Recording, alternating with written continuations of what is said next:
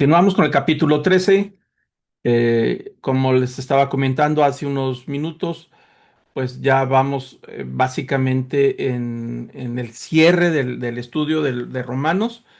El apóstol Pablo ha desarrollado todas las ideas sobre el Evangelio, sobre la salvación, el pecado, y por supuesto le dedica 3 capítulos a la salvación y el pueblo de Israel, o el Evangelio y cómo se relaciona el pueblo de Israel, que concluye en el capítulo 11 al final. Y a partir del capítulo 12, donde la conclusión, vamos a decir, del capítulo 11 es donde el apóstol Pablo está explicando que de ambos pueblos hizo uno, es decir, que de un olivo cultivado.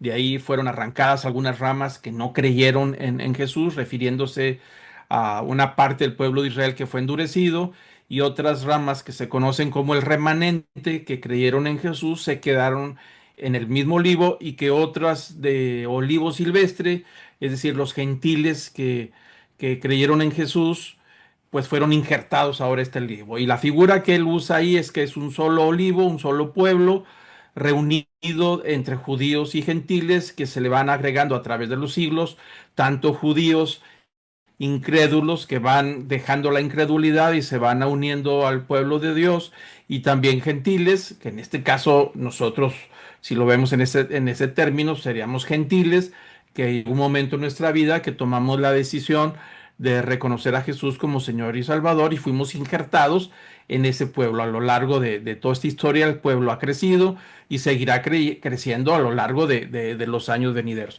Y entonces, a partir del capítulo 12, que ya estudiamos la semana pasada, pues lo que vemos que hay común en el capítulo 12, 13, 14, inclusive hasta el 15, son recomendaciones, conclusiones del apóstol Pablo de cómo puede vivir un pueblo donde hay una diversidad de trasfondos, empezando por los judíos, seguidores de Jesús, que se reúnen en el mismo lugar o tienen convivencia con gentiles que vienen de una cantidad enorme de trasfondos, porque los gentiles vienen de Persia, de Roma misma, ciudadanos romanos, esclavos romanos, libres, griegos, de diferentes nacionalidades, de diferentes trasfondos religiosos, ciudadanos romanos judíos. Hay una serie de mezcla, como una ensalada, y cada uno viene con un trasfondo, ¿no? No sería hasta quizá varias generaciones después donde nacen los hijos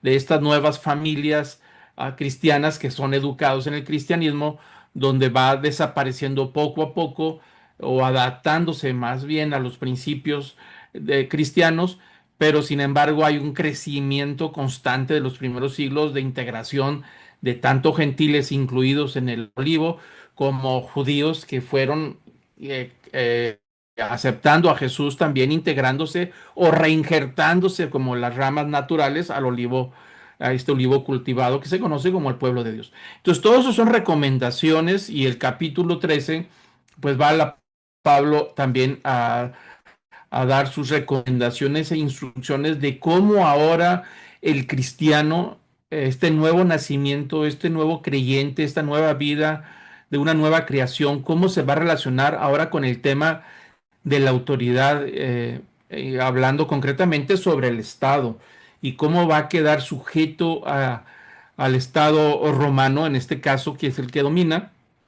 y cómo relacionarse ahora con las autoridades.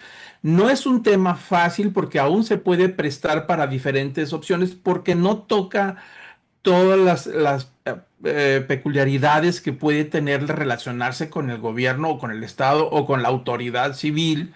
Sin embargo, deja algunos principios de cómo relacionarse. Y no es fácil.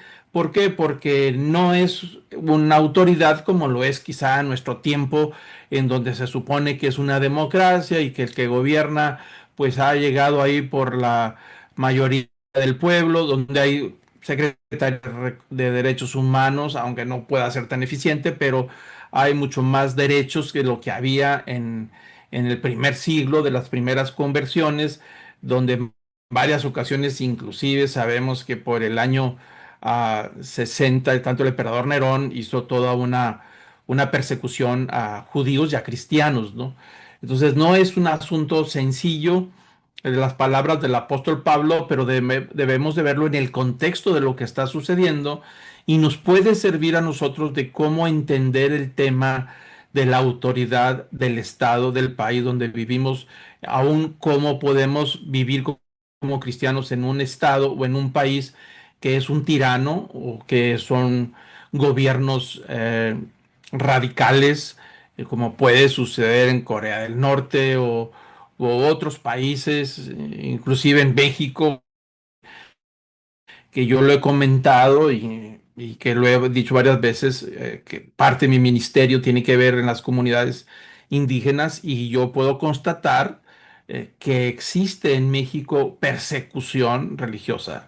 Es decir, por el hecho de ser cristiano, alguien sufre que tiene que abandonar sus propiedades, tiene que salir del pueblo donde nació, donde heredó sus propiedades de parte de sus abuelos y tienen que buscar refugio en otros lugares donde puedan ellos vivir su fe. Eso es algo que lo estamos viviendo en nuestro tiempo y no se diga en otros países que también existe esa persecución religiosa, pero a veces nos cuesta aceptarlo y entenderlo, sobre todo los que vivimos en las ciudades grandes donde no vemos ese tipo de situaciones, pero en las comunidades, en los pueblos pequeños, en las sierras, en los estados donde los derechos humanos no quieren entrar y donde la misma autoridad los echa fuera.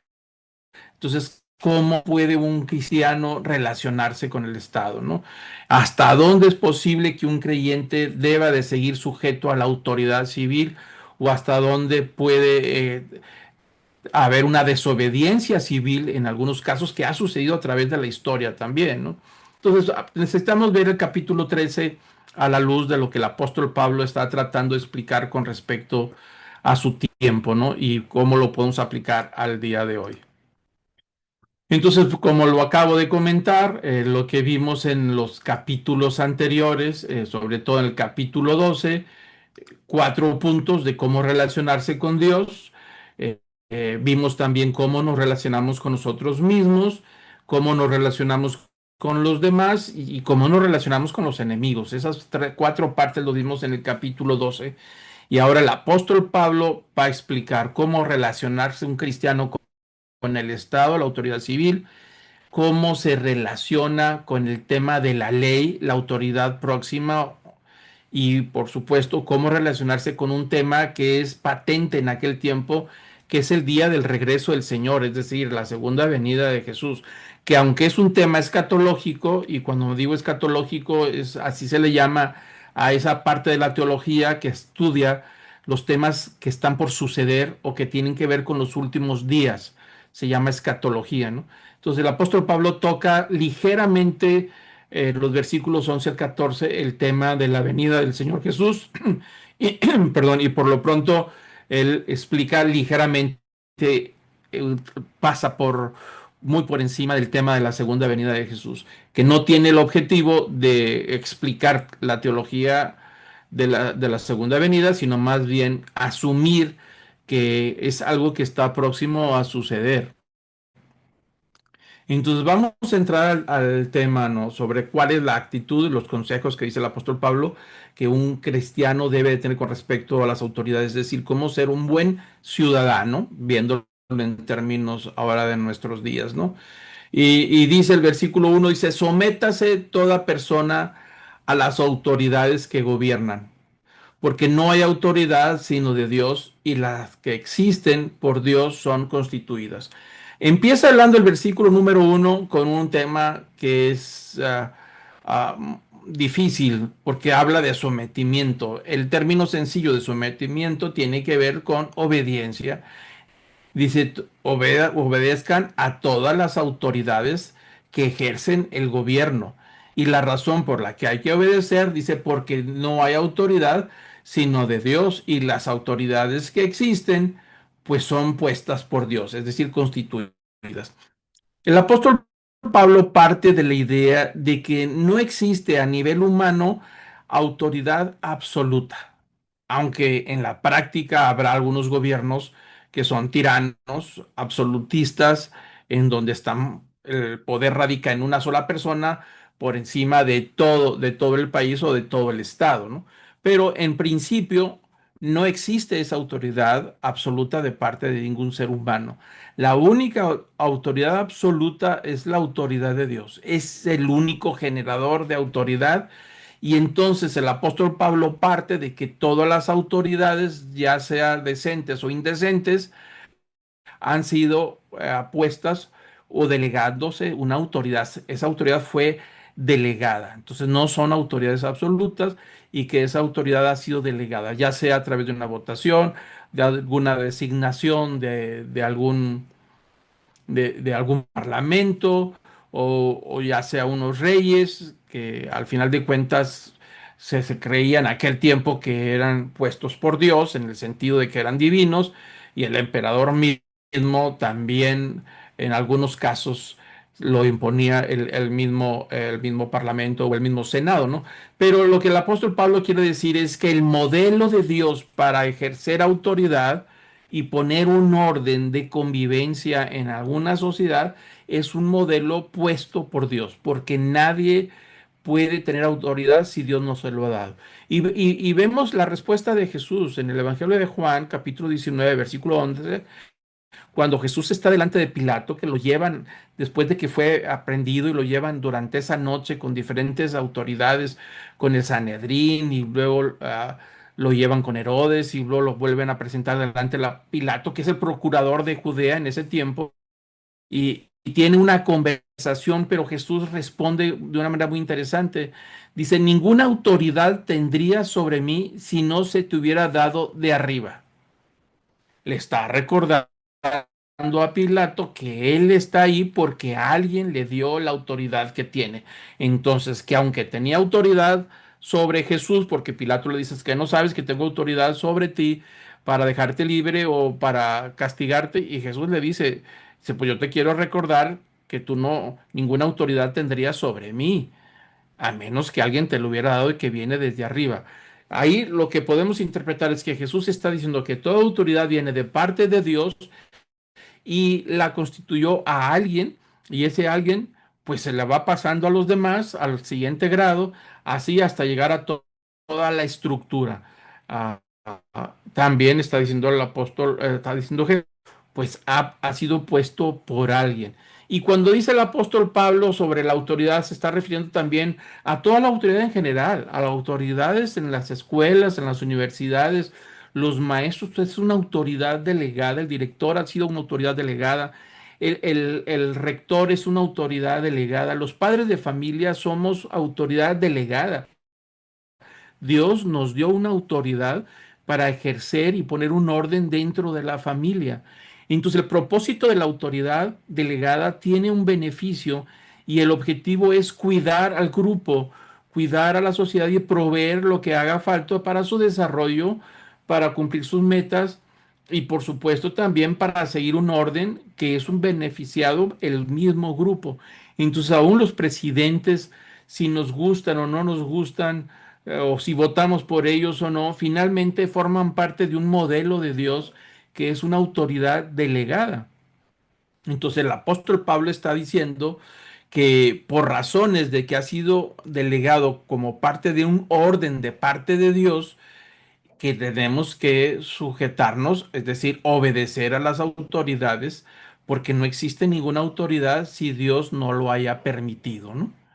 Entonces, es el principio que establece en el versículo 1 el apóstol Pablo con respecto a las autoridades. Todos los cristianos tenemos que obedecer a la autoridad próxima, a los padres, a los maestros, que aunque cada vez hay más lucha de los alumnos con los maestros de no respetarlos, igualmente con las autoridades civiles, el agente de tránsito, la policía de barrio, el juez de barrio, los acuerdos de la comunidad, en las sociedades de vecinos, en la fábrica, en la empresa. Es decir, un buen cristiano, nacido de nuevo, tiene que aprender a obedecer y seguir las instrucciones de su superior porque están puestas por Dios para beneficio de todos nosotros. Entonces dice el versículo Dios, dice, por consiguiente, dice, si todos entendemos y tenemos claro que la autoridad, estar bajo autoridad es un beneficio y que nadie puede estar suelto ni desconectado de nadie, sino que siempre debe estar sujeto a una autoridad, dice el apóstol Pablo, por consiguiente, el que resiste la autoridad a lo ordenado por Dios se ha opuesto y los que se han opuesto sobre sí recibirán una condenación, es decir, un castigo. Entonces dice el apóstol Pablo que el que se resiste a la autoridad, cualquier autoridad, se está resistiendo a un orden y a un modelo establecido por Dios para beneficio de todos. Es decir, que hay una rebeldía sobre la autoridad, porque a lo mejor no está de acuerdo, por las opiniones, porque lo juzga que no es la autoridad adecuada. Nos hace recordar, por ejemplo, David y el rey Saúl. Saúl persiguió a David eh, porque la gente lo reconocía más a él que al mismo Saúl y sintió celos y envidia y empezó a perseguirlo. Y la gente le decía, oye, pero espérame, tú eres el principal, nosotros te queremos a ti. Saúl ya se está enloqueciendo, ya anda mal. Y hubo varias oportunidades cuando Saúl perseguía a David, que tuvo oportunidad de matar a Saúl. David tenía oportunidad de hacerlo y hubiera salido muy bien librado y terminado con toda esa persecución que duró varios años. Y David dice, líbreme el Señor de hacerle daño a su ungido. Y ese es un principio que le reconocemos a David, que tenía muy claro el tema de la autoridad. Es decir, si la autoridad enloqueció, dice, yo no voy a hacer nada contra la autoridad, que Dios se encargue de hacer lo que tenga que hacer, pero yo no voy a aprovecharme para poder a tomar la vida de Saúl. Por decir un ejemplo, ¿no? Aunque ahorita vamos a hablar un poquito más de otras situaciones. Entonces, pero el apóstol Pablo dice en el versículo 2 que la rebeldía, ese es un acto de estarse oponiendo a lo establecido por Dios.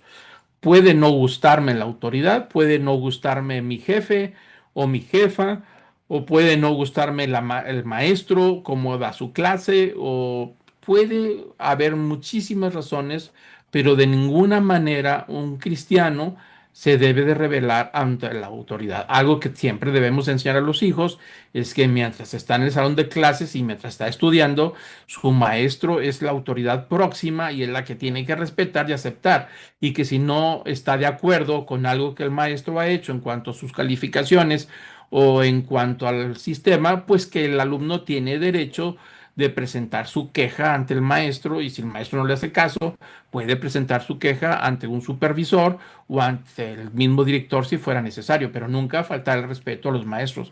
Y así sucede con los padres, con los jefes, con las guardias civil, los policías, los agentes de tránsito, que a veces nos detienen y que nos molesta y nos sentimos superiores a ellos. Y dice, pues ¿tú quién eres tú? Yo soy fulano de tal y mi padre es fulanito, yo tengo un puesto en tal lugar, no sabes con quién estás hablando, no sabes en quién te estás metiendo. Bueno, dice que no. El apóstol Pablo dice que tenemos que seguir la instrucción de aún de un agente de tránsito que, aunque sea de menor educación que nosotros, al final de cuentas representa una autoridad, y esa autoridad está instituido por Dios en un modelo de convivencia, en un orden que Dios ha establecido para poder funcionar y que es para nuestro beneficio, ¿no? Y luego dice el versículo 3, dice, porque los gobernantes no son motivo de temor para los de buena conducta, sino para el que hace el mal. Deseas pues no ver la autoridad, pues haz lo bueno y tendrás elogios de ella.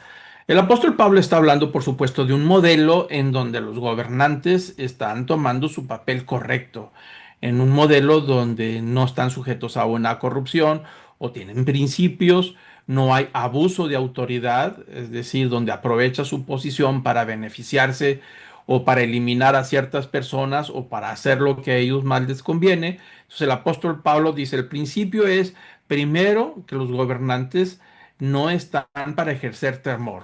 Como dice el famoso dicho, el que nada debe, nada teme, está basado en este principio, ¿no?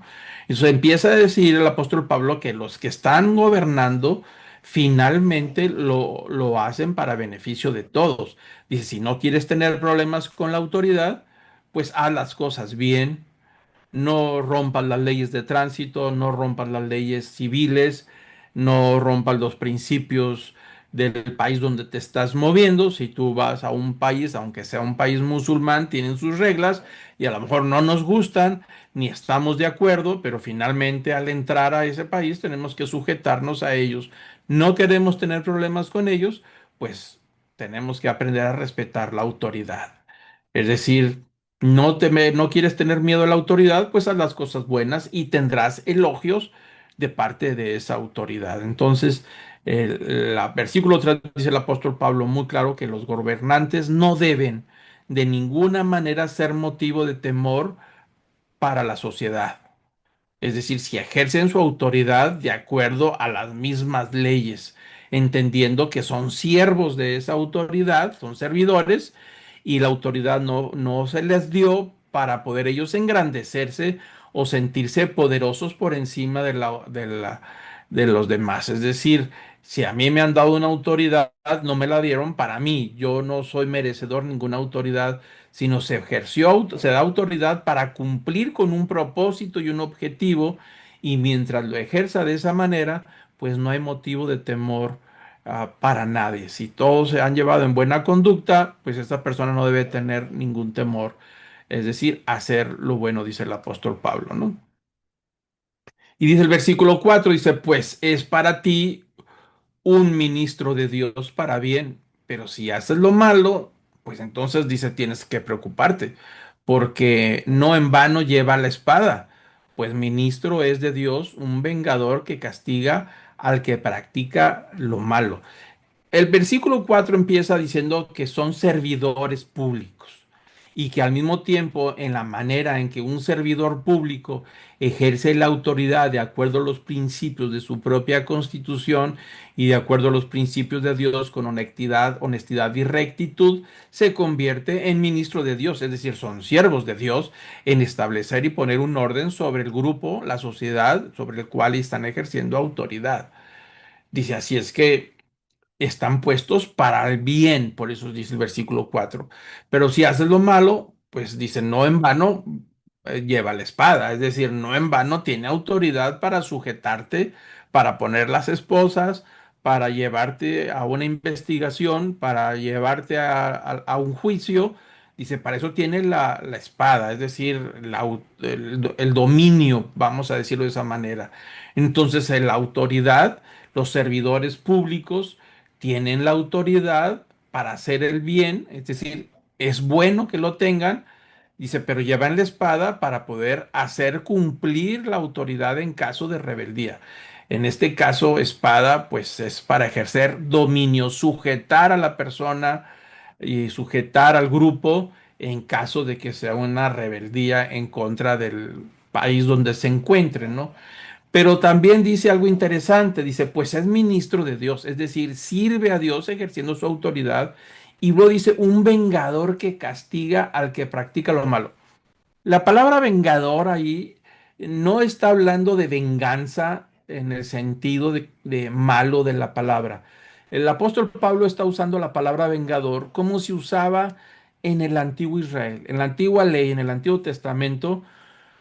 Cuando alguien cometía imprudencialmente o cometía un delito, ah, la familia de la víctima asignaba un vengador de sangre que se llama, así le llama la ley en el Antiguo Testamento, el vengador de la sangre. Asignaban a un miembro de la familia al que ellos quisieran y ese vengador se encargaba de ejercer venganza contra aquel que mató a su pariente o a su víctima.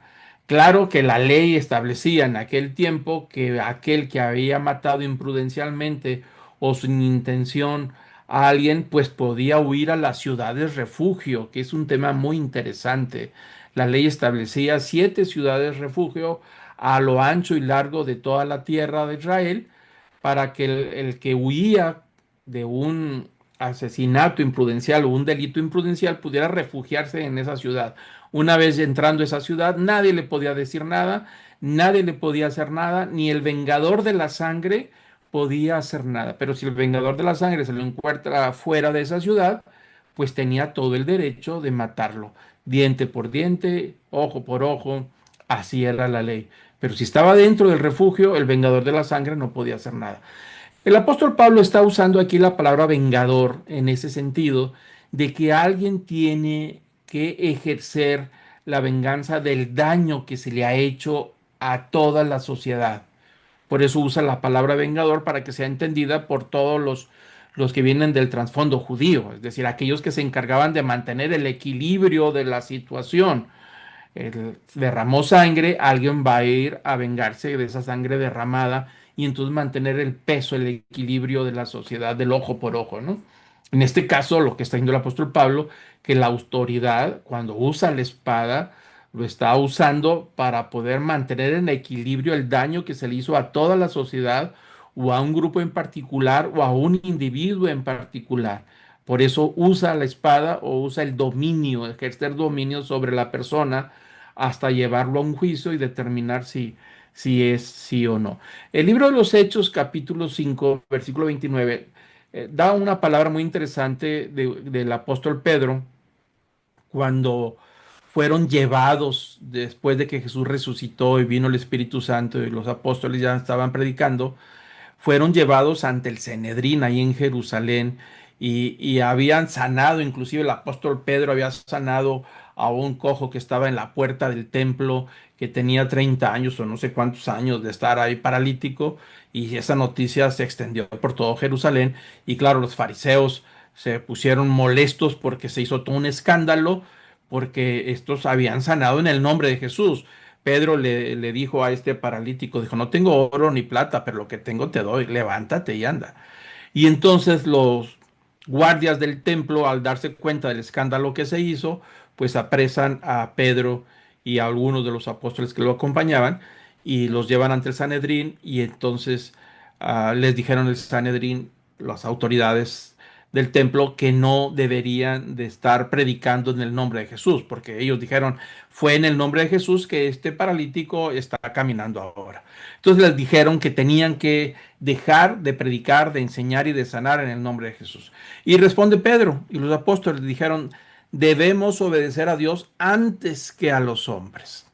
Entonces aquí hay un principio sobre el tema cuando la autoridad enloquece, cuando la autoridad se hace soberbia, se empodera y toma el control y el dominio a través de las armas o a través de la autoridad, de la espada, por decirlo de esa manera, y entonces empieza a ejercer injusticia, es decir, se ha corrompido tanto que hay una injusticia.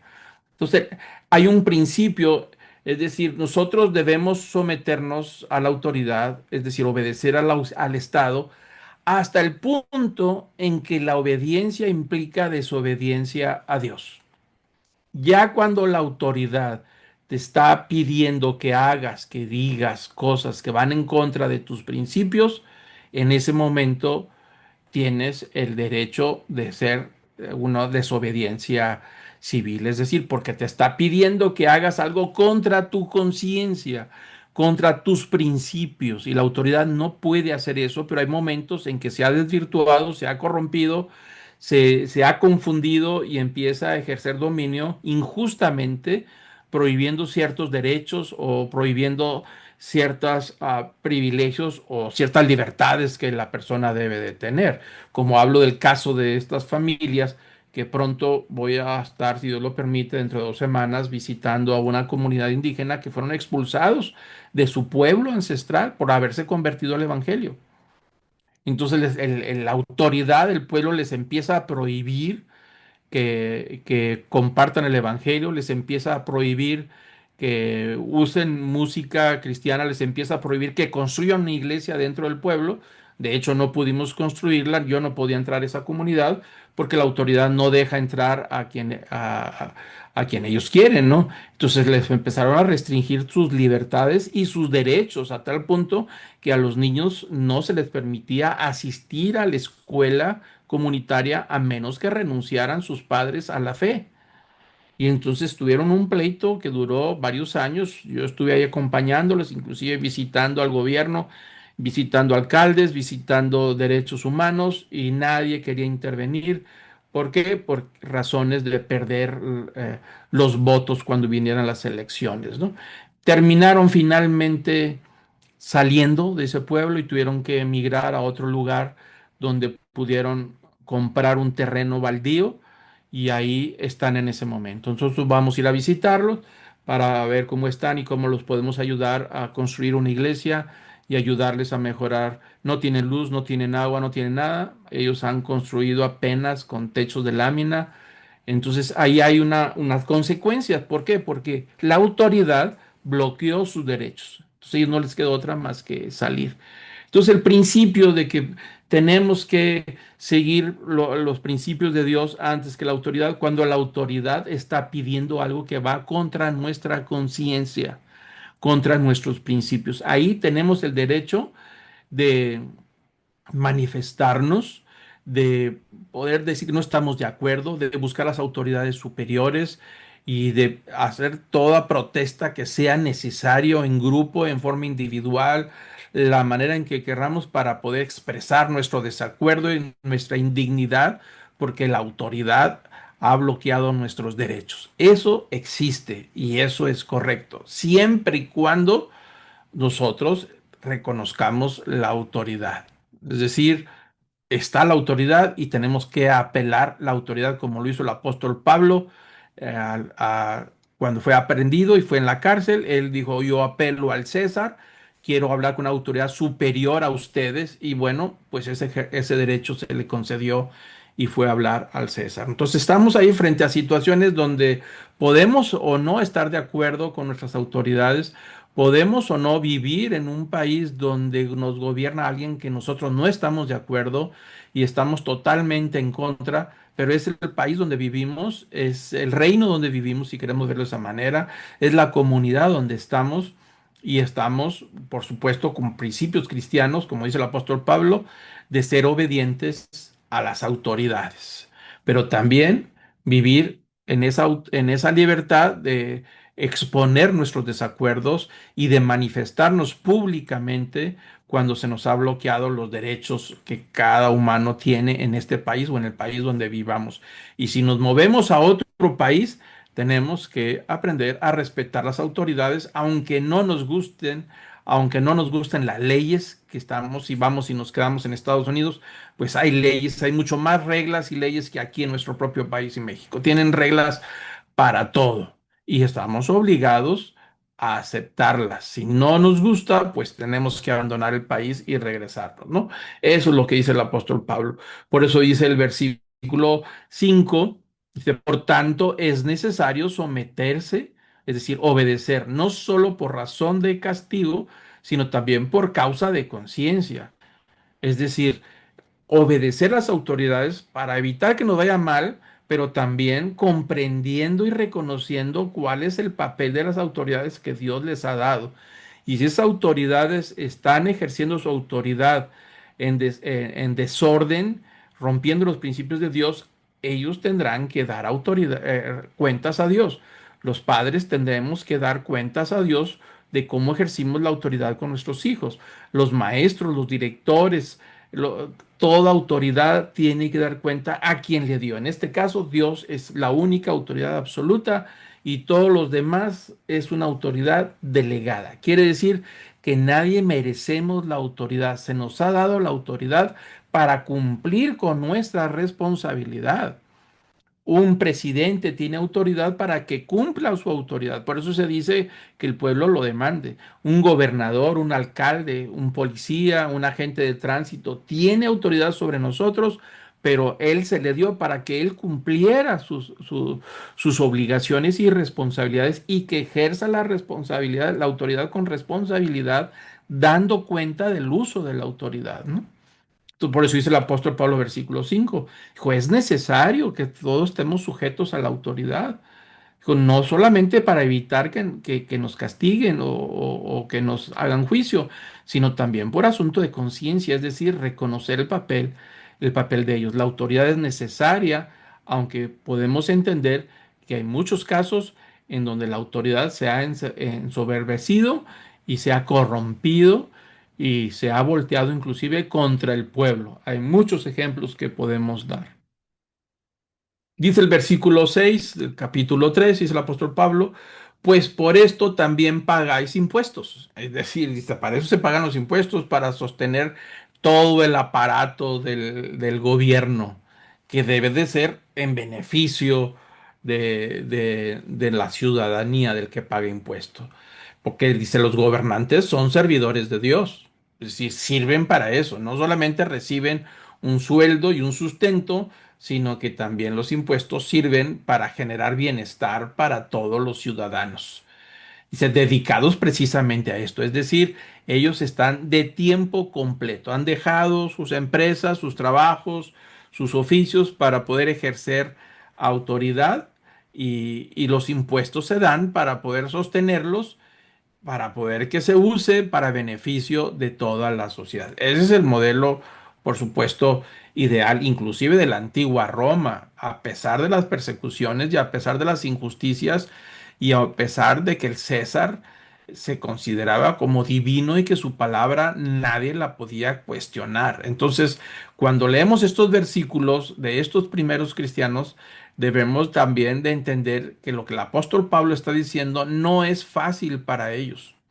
Es decir, si está alguien dispuesto, como Dios nos da los principios y nos da los valores son primero, si nosotros tenemos que pagar el precio, pues hay que entender que por desobedecer a la autoridad tenemos que pagar un precio. Es decir, no podemos decir a la autoridad es que la Biblia dice esto y esto. No, señor. Si nosotros queremos ejercer nuestro principio, hay que entender que la autoridad nos puede quitar nuestros derechos ciudadanos en ese sentido y pagar el precio.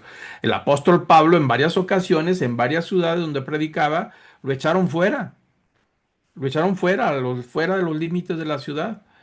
Y entonces volvió a entrar. El apóstol Pablo sabía que si volvía a entrar lo iban a tratar mal. Entonces él estaba consciente de esa situación.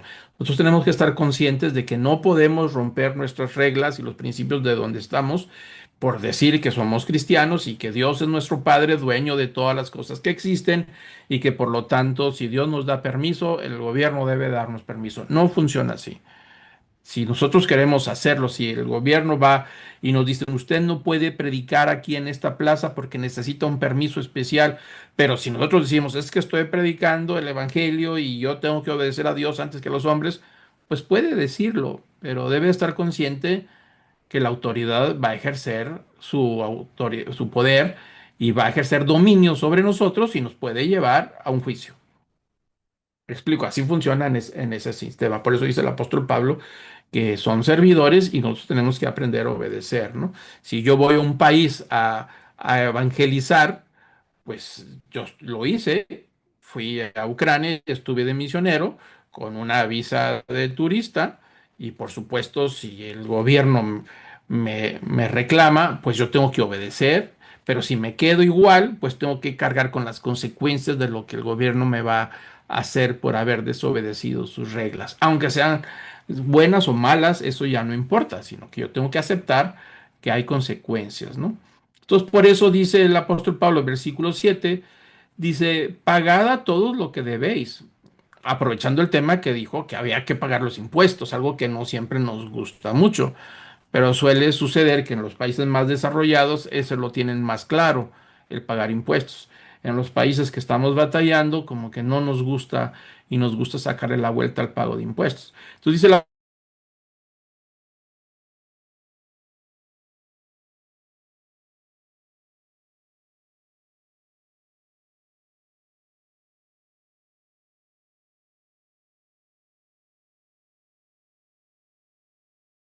que temor, temor, al que honor, honor.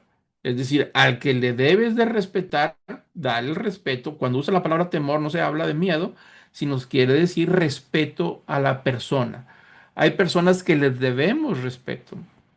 El respeto a los padres, a las personas mayores, algo que se ha desaparecido y se está desapareciendo en nuestra cultura, algo muy triste, pero algunos de ustedes recordarán cuando en nuestra niñez nos enseñaban a ponernos de pie delante de una persona mayor, sin importar si lo merecía o no lo merecía. Por el solo hecho de ser mayor había que ponernos de pie y no podemos sentarnos hasta que las personas mayores se hayan tomado su lugar.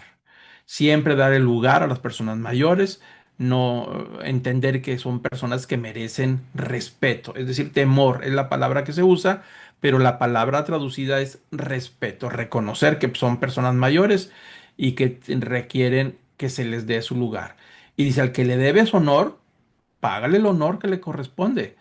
Pero noten ustedes que esa es una deuda, la toma como una deuda. Es decir, el respeto es algo que se les debe. Si nosotros no respetamos a las autoridades, no respetamos a los padres, a los abuelos, a los tíos, a las personas mayores, aunque no sean nuestros parientes, quiere decir que nos estamos endeudando con ellos. ¿Por qué? Porque les debemos. Estamos endeudados con las personas mayores. Entonces hay que pagar el respeto que merecen.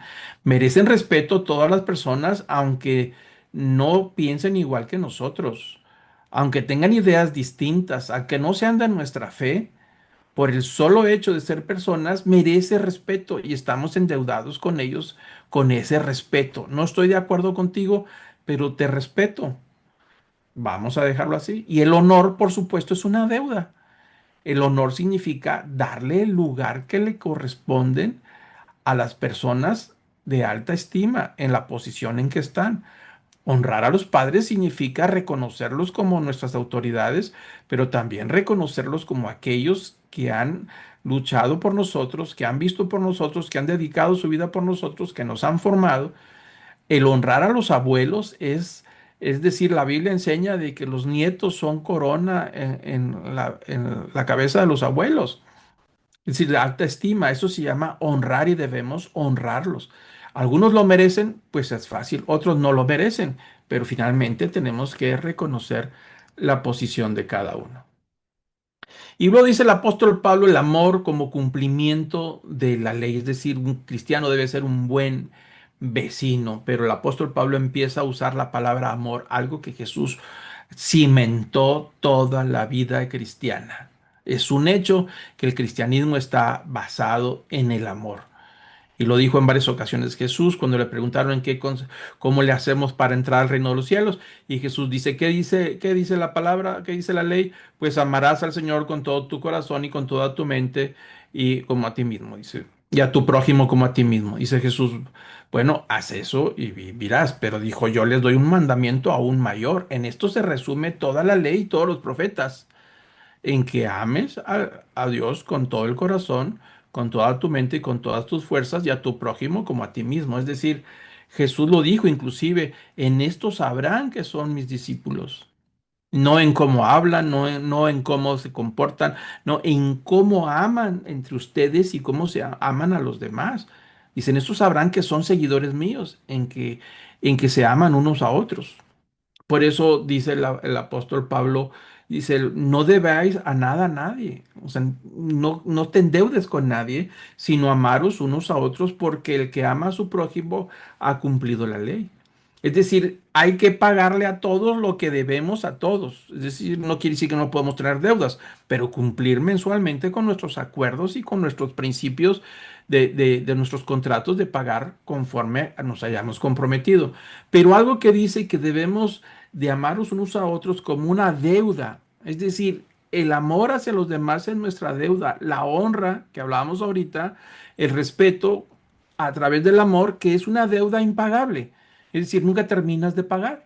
Honrar a los padres, honrar a los maestros, honrar a las autoridades, es algo que es constante hasta que nosotros estemos ya sin vida. Es decir, durante toda nuestra vida tenemos que amar y eso es un pago impagable. Lo tenemos que hacer toda la vida. Dice el versículo 9, dice, porque esto no cometerás adulterio, no matarás, no hurtarás, no codiciarás. Y cualquier otro mandamiento en estas palabras se resume, amarás a tu prójimo como a ti mismo. El apóstol Pablo está retomando las palabras de Jesús.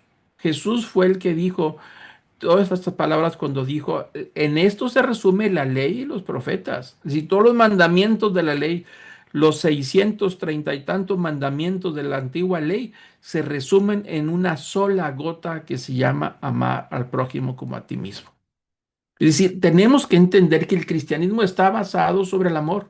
Por eso a mí me cuesta cuando un gobierno, con una autoridad en nombre de Cristo, en nombre de la fe cristiana va, invade otro país o mata a otras personas porque no está cumpliendo el principio del amor al prójimo, ¿no? Está rompiendo un principio. El cristiano debe de ser pacificador, el cristiano debe de ser perdonador, debemos de serlo, y amar al prójimo y amar las autoridades, aunque sean injustas, ¿no?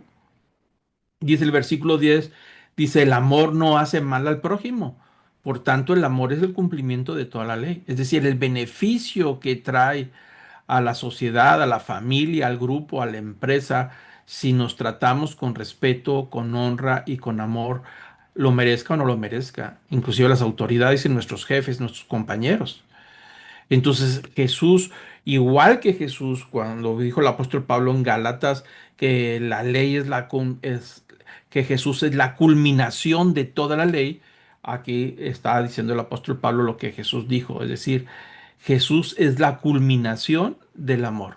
En eso apunta el amor en la persona de Jesús. Es la culminación de la ley, de la misma forma que Jesús es la culminación del amor.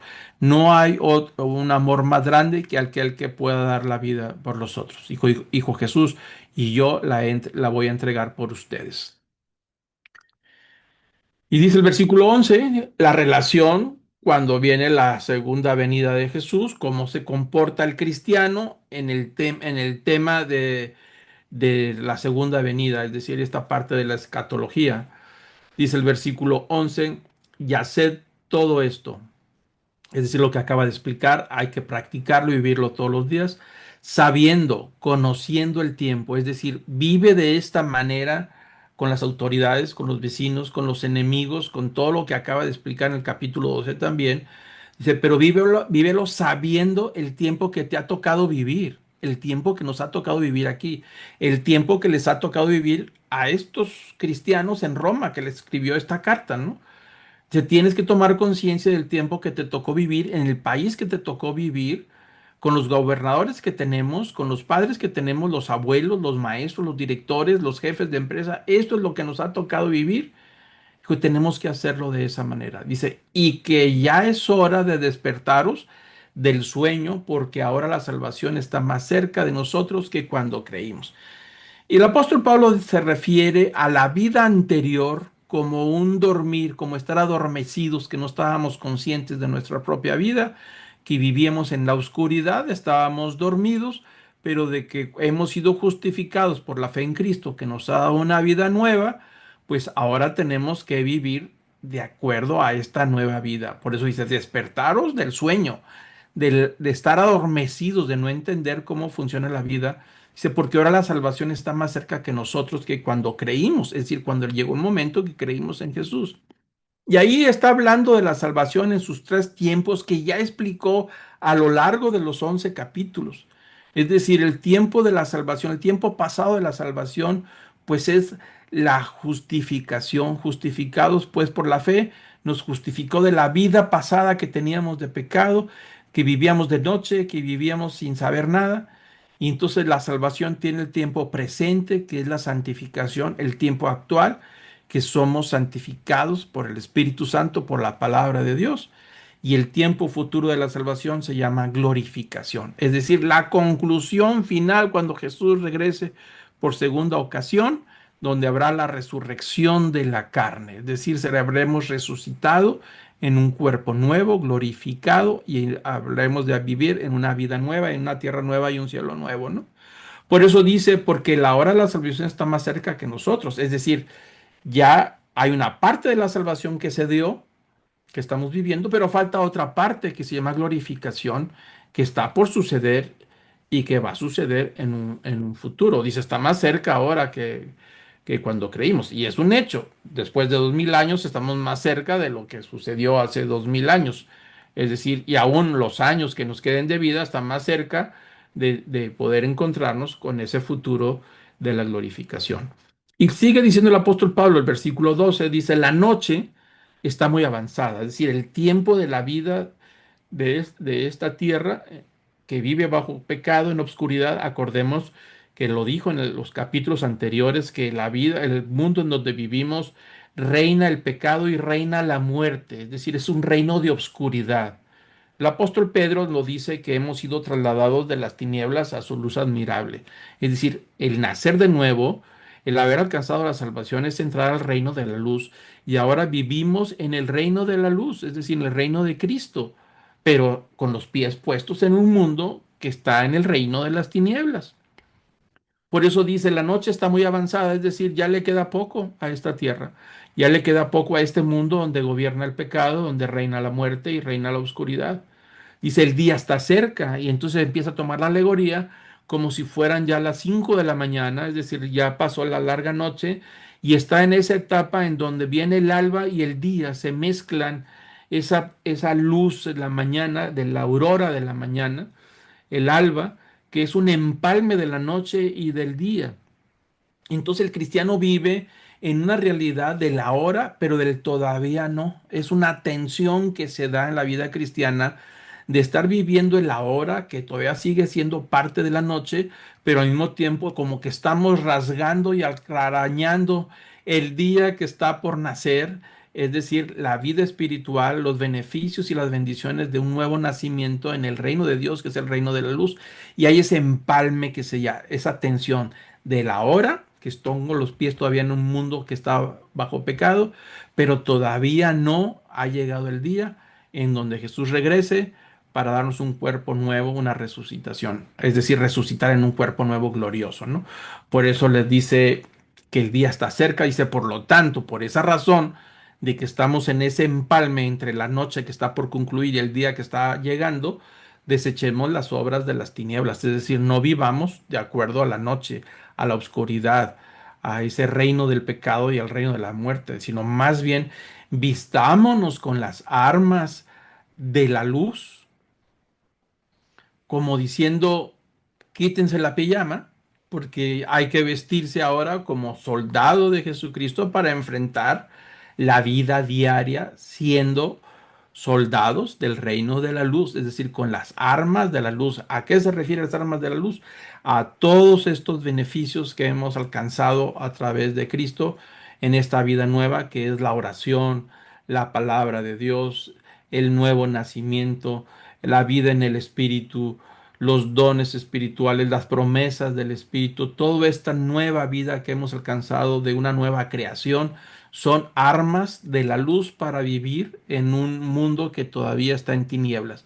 Dice, quitémonos las pijamas, por decir así, desechemos las obras de las tinieblas, desvistámonos de la manera en que vivíamos de noche y ahora vamos a vestirnos en esta nueva vestidura nueva que se llaman las armas de la luz, en este nuevo nacimiento. Es decir, el apóstol Pablo dice ser revestidos ahora en este nuevo nacimiento, ¿no?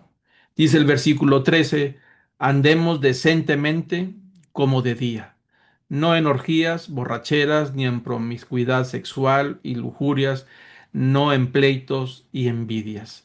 Antes bien, vestíos del Señor Jesucristo y no penséis en proveer para las lujurias de la carne. Las últimas palabras de este capítulo dice, aprendamos a vivir en rectitud, en honestidad, como de día, vestidos con las armas de la luz, con un nuevo ropaje que ha sido lavado con la sangre de Cristo. Dice, y desechemos las vestimentas de la noche, que tiene que ver con todo ese pecado y con toda esa muerte de la que hablaban en los capítulos anteriores que reina en este mundo. Dice, no podemos vivir en pleitos, envidias, promiscuidad y todo. ¿Por qué? Porque son las obras de las tinieblas y nosotros hemos sido trasladados al reino de la luz, al reino del amado Jesucristo, ¿no? Dice, por eso el versículo 14, más bien vestidos del Señor Jesús, si revestidos con justicia, con justificación, con santificación, en un ropaje que ha sido lavado en la sangre de Cristo, dice, y ni siquiera se les ocurra en proveer, es decir, hacer cosas que promuevan los estímulos de la carne, cualquiera que se llame, ya sea lujuria o cualquier cosa que la carne pide, que acuérdense que el apóstol Pablo hablaba de la carne como aquel hostigador que está sujeto a una naturaleza de pecado y que reclama una atención sin importar el coste, sin importar nada. Esa carne de la que habla el apóstol Pablo, cuando llegue el día final, habrá la resurrección de la carne, que no estaría relacionada ni sujeta al pecado. Eso se llama la resurrección de la carne. Mientras tanto, esta carne sigue con nosotros y debemos de vestirnos de justicia, vestirnos de Jesús con todos sus atributos, sus palabras y lo que nos ha pedido en este nuevo nacimiento. Y la carne es la que está siendo revestida, es decir, nuestro interior está ahí todavía. Pero en la manera de vivir, en la manera de pensar y de actuar con respecto a la autoridad, con respecto a los enemigos, con respecto a la familia, con respecto a los vecinos, con respecto a todo lo que nos rodea, debemos de hacerlo vestidos en los principios de Jesús. Y la carne que ahí está, esa naturaleza que no ha desaparecido, será resucitada, será transformada en un cuerpo glorioso de resurrección, pero que sería el futuro de la salvación, la parte que falta todavía por completar. Y pues bueno, terminamos con el capítulo 14. La próxima semana hablaremos del capítulo 13 terminamos y hablaremos del capítulo 14 que tiene que ver con los temas de relacionarnos con los débiles, es decir, cómo tratar a las personas débiles y tocará temas de qué es lo que se puede comer, si no se puede comer, qué día celebramos, si el sábado o domingo, si por qué algunos comen puerco y otros no comen puerco, si comen sangre, no comen, todos esos temas que tienen que ver, que chocan en la comunidad de la iglesia de Roma del primer siglo con todos los trasfondos que hay y choca dentro de la comunidad de la iglesia, donde unos comen carne, otros no comen carne, otros son vegetarianos, otros celebran el sábado, otros el domingo, otros siguen celebrando sus festividades de la cultura que traían y empieza a chocar uno con otro. Entonces dice el apóstol Pablo, ¿cómo debemos de buscar esa solución cuando nosotros nos integramos a una comunidad, a una iglesia donde hay tantos trasfondos, diferentes orígenes, diferentes maneras de pensar, pero que debemos de movernos en el común denominador que es la persona de Jesús? Y de eso hablaremos en la próxima sesión, la próxima semana. Les pido por favor ahora cerrar nuestros ojos, inclinar nuestro rostro para terminar. Amado Padre, gracias Señor por esta palabra. Te pido que nos dé sabiduría, que aunque es un tema amplio, Señor, todavía que falta más que aprender y entender que hay casos en donde tendremos que, Señor, expresar nuestra inconformidad a las autoridades. Te pido que seamos sabios, que seamos prudentes, que podamos movernos en una sociedad, en un grupo, en una empresa o familia, honrando siempre a las autoridades, respetando a todos los seres humanos, aunque no sean iguales en nuestra fe, en nuestra manera de pensar, que los podamos tener en alta estima, que podamos ser ciudadanos ejemplares, que podamos aprender a vivir en un mundo donde no nos entiende, en una sociedad donde no nos comprende totalmente y de poder entender, Señor, que tú has puesto las autoridades para beneficio, para un funcionamiento de bendición para todos. Enséñanos a cumplir nuestras obligaciones unos para con otros y que podamos, Señor, vivir ampliamente en el amor de poder aceptarnos unos a otros a pesar de nuestras diferencias. Recibe, Señor, todo es el honor, la majestad y el dominio que solamente a ti te pertenecen. Te lo pedimos en el nombre de Cristo Jesús. Amén.